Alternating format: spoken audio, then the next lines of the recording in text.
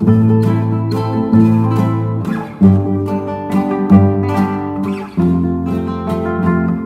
the grapes grow in the Douro Valley and the harvest is between September and October. Then in the next spring, we bring the ports here to Vila Nova de Gaia, the city where we are, in order to age them. We age the ports here. Vila Nova de Gaia was the chosen city because we have good features for that. For example, we have less solar exposure than Porto, the other side, and because of that, in this side we have better temperatures to age the wine. Also, in the past, the ports came from the Douro Valley to here by boats, by Rabelo boats. I don't know if you had a chance to see the boats with the barrels on the river. So they were used until 1964, but in the beginning, in this side, it had a harbor, so it's easier to transport to here as well. So Burmester was established in 1730 by Henry Burmester, that was German, and John Nash, that was English. And they founded the Burmester and Nash in London and was only dedicated to the cereal exportation at the time. But 20 years later, here in Vila Nova de Gaia, they started to export the ports. And at the time, the ports were not the sweet wine that we know today. It was a traditional table wine that leave the Gaia harbor mainly to England. So the trips were very long, up to 6 months, and the wine arrived there, not really good to be consumed, actually more like a vinegar. And to save this wine, they decided to add a brandy that is 77% alcohol to block the fermentation process and conserve the wine for more time. And by accident, they found the sweet wine that we know today. Because when we add the brandy, it kills the yeast, which would enable the sugar to transform into alcohol. So the sweetness of the ports will depend on which fermentation stage we add the brandy. If you want to obtain drier ports, we need to add the brandy later in the fermentation process. And if you want to obtain sweeter ports, we need to add the brandy sooner in the fermentation process. And the fermentation process of a traditional wine, it takes around 30 days. But talking about the ports, no more than 4 days. 4 days is the drier type of ports that we have. Usually it's between 1 to 3 days, actually, the most part of the ports. So, talking about the history again, in 1806, the society was dissolved, only the Burmester side family stayed in the business, and since 2006, we actually belong to a Spanish group that is called Sojevinos, and today we work with 4 more other port wine sellers. We work with Kalin, Koch, Gilberts, and Babs. But each one maintains on history, traditions, and also different types of ports. So now, if you want to see the pictures there in the letters, feel free. Also, you're allowed to take pictures inside here and to ask questions. So then we'll continue after.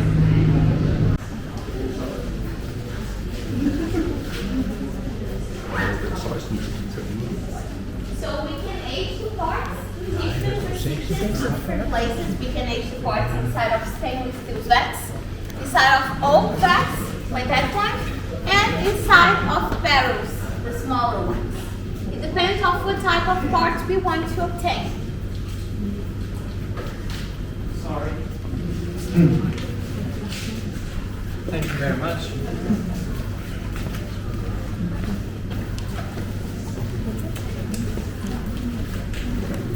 And we age different type of ports and the different types of recipients. So the whites we age inside of stainless steel vats, and we have 2 types of red ports, the ruby and the tawny. The ruby we age only inside of the big vats, and the tawny, the first years inside of the big vats, but the most part of the time inside of barrels. And the tawnies are more intense. It has a lot of intense aromas and flavors. And the ruby is more fruity. So it has, for example, dark fruit and red fruit flavors and aromas. And we use oak to age the ports. It's the type of the wood. We use French oak. We also can use other type of oaks to age the ports, mahogany and chestnut as well. But oak is a really strong wood. And we can use the same vat, for example, for 150 years. So the oldest one that we have here is in the So that one is from 1883 and we still use it. So it's aged in port inside. The barrels we can use for a little less, for about 100 years. Actually in the past, after they use it, the barrels, they sell them to Scotland and there they use the same barrels to age whiskey. Because whiskey cannot be in contact with a young barrel, for example. And we have the whites. So here we produce two types, the extra dry and the fine white. The extra dry is the drier port that we have here. It has 30 grams of residual sugar per liter and it ages 3 years, but only inside of stainless steel vats. Then we have the fine white that is sweeter. It has 90 grams of residual sugar and it ages part of the time inside of stainless steel vats and part of the time inside of oak vats, but for 3 years as well. So the color of the fine white is like this golden color, this yellow color, because it ages inside of the wood. So when the whites age more time inside of the wood, it gets darker. And it happens the other way with the reds. When the reds age more time inside of the wood, the color turns lighter. So the really old tawnies that we have here, the color is even like an orange color because of the aging process inside of the wood. So the ruby, it has this darker color, this ruby color, because it ages in the big vats. So it's a large space, a large amount of port, so it doesn't have a lot of contact with oxygen inside there, and the oxidation process, it doesn't happen really much. So it stays darker like that, and it has more fruity flavors. So the fine ruby, it ages 3 years inside of the vats. Then we have the Sotovoce, that is the reserve of the ruby, and it ages 5 years. And then we have the late bottled vintage and the vintage that are from a single harvest year. Here we only produce 3 types from a single harvest. It's the LBV, the vintage, and the colheita. The others are a blend of different harvest years aged together. So the late bottled vintage is also between the rubies, the one that ages more inside of the wood. It ages 6 years inside of the vats. And then we have the vintage. The vintage is different. It's very special because it's not produced every year. We only produce the vintage in really good harvest. First, it ages 2 years inside of the vats, and then we bottle without filtering the wine. So the sediment goes inside of the bottle, and because of that, this one ages inside of the bottle as well. For that, we always have to put the bottle laid down in a cool and dark place, and it keeps aging a long time inside of the bottle. Then we have the tawny, and it has this golden brown color. It ages inside of the barrels, and it has more intense aromas and flavors. Because before we put the tawny inside of the barrels, we toast inside of the barrels. So we burn inside. This process is not only important to give these intense aromas and flavors to the tawny, but also to reduce the loss of the wine due evaporation. And we call this evaporation angel share. So the fine tawny, it ages 4 years inside of the barrels.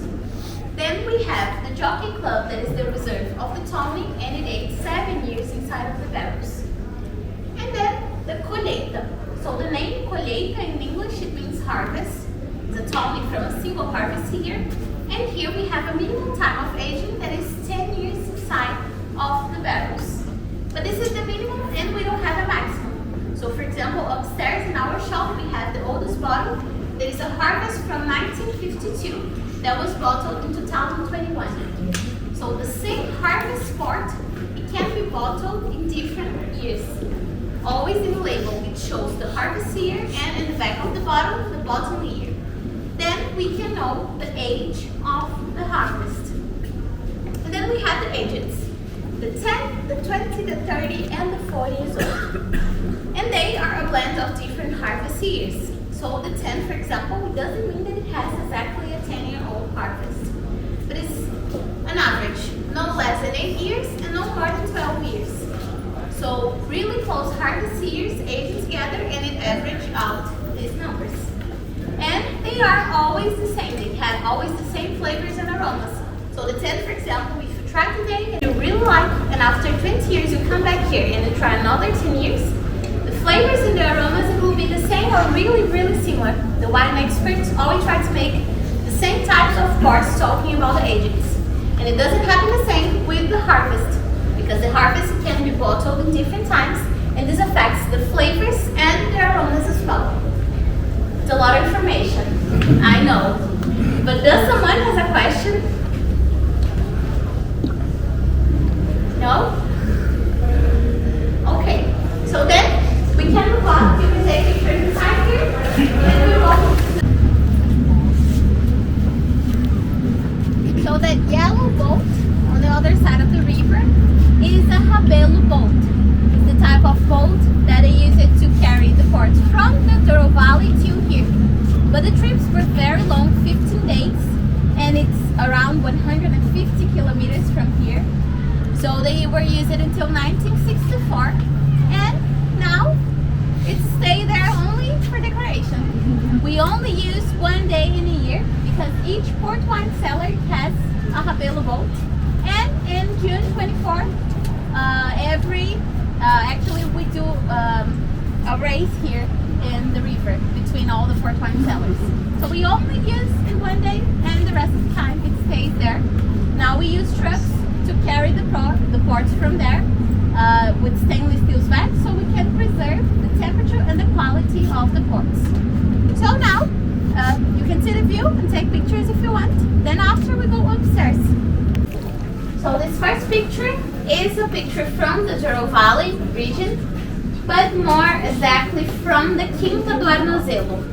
So the name Quinta in English it means farm, and it has a lot of farms in the Douro Valley region that produce the ports.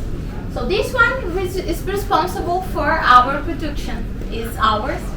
And the Douro Valley region is the perfect region to produce the ports because of the climate and also the type of the soil that we use there. So usually it's cold in winter and really, really hot in summer. In summer it gets temperatures over 45 degrees Celsius, and it's very dry, it doesn't have a lot of humidity because it has a mountain range composed by Marão and Montemurro that protect this place from all cold and humid winds from the Atlantic Ocean. So it's a really protected valley by the mountains. And the soil is a schist soil. It's a rough soil, really permeable to water. I'm sorry again. So, I'm really sorry. Thank you very much. It's really kind.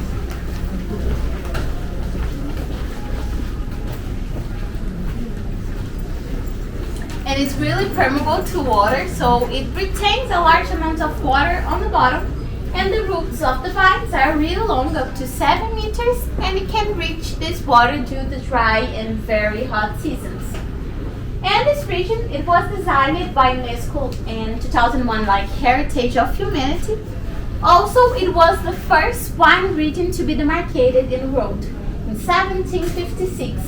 So it means that the ports only can come from the Douro Valley region. It's like the Champagne, for example, is a demarcated region. This region it has 250,000 hectares of area, only 40,000 hectares of area planted with vineyards, and also 3 sub-regions: the Lower Corgo, the Higher Corgo, and the Superior Douro side.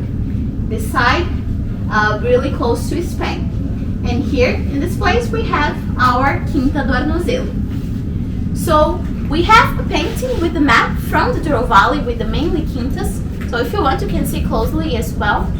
And there we have a museum with machines that were used by Burmester between 1920 and 1950. So, you can see, and if you have some questions, I will be here after we go to the best part, that is the tasting. But we still have some moments here.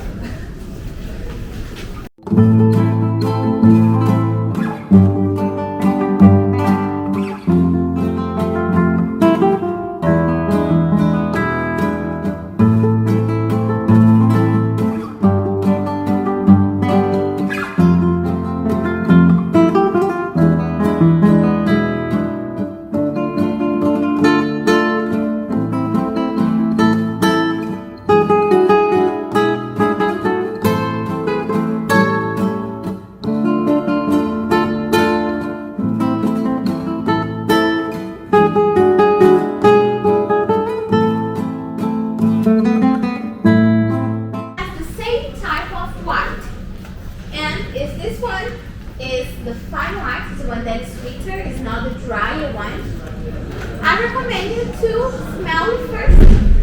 It has a lot of alcoholic aromas. But after that, you can swirl the glass for some seconds to release the aromas and then try to smell again. So we change to more tropical fruits aromas, like mango, peach, also a little bit of honey aromas as well. And we drink the white parts like an appetizer wine. So usually before the meals, in cold temperatures, and we can pair with some finger foods, for example. We also used to make some cocktails.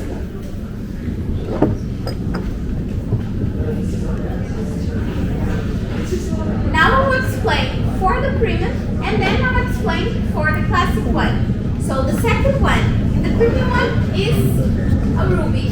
So it's the darker one because of that.